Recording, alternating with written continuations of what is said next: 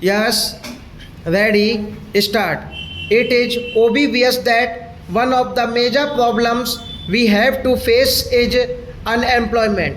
It is a terrific human problem which we cannot ignore. Merely giving some kind of occupation to a large number of persons does not ultimately increase employment or lessen unemployment.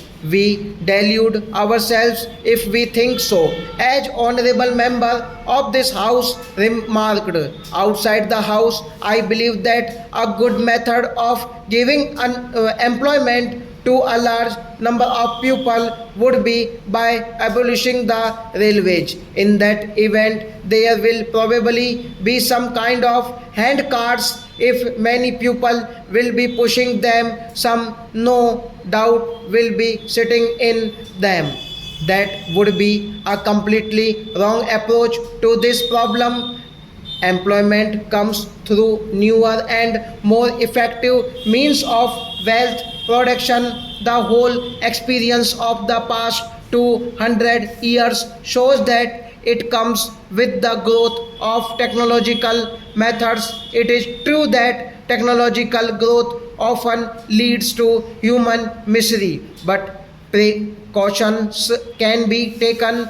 Do not imagine that minus but technological progress we are going to deal with the problem of unemployment. We cannot every country which boasts of full employment today is a country which is technologically advanced. If every country which is not technologically advanced has unemployment or underemployment. Therefore, if India is to advance, India must advance in science and technology, and India must use the latest techniques, always keeping in view, no doubt, that in doing so, the intervening period which always occurs must not cause unhappiness or misery. We have to provide for that even at the cost of progress, because that is no progress which brings suffering and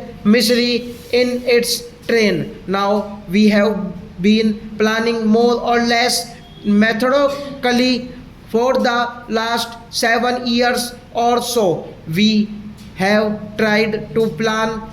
We have, if I may say so, with all respect, grows a little more expert in planning. We are getting more educated in this process. We have had the advantage of discussing these matters with many experts in India and elsewhere, realizing that the problems will have to be solved by us, not by the experts, but the experts throw light on different aspects of the problems and make us think, and they point out our mistakes. So gradually, through painful process of thought, we have proceeded along this path of planning. We want to pursue it further. Stop.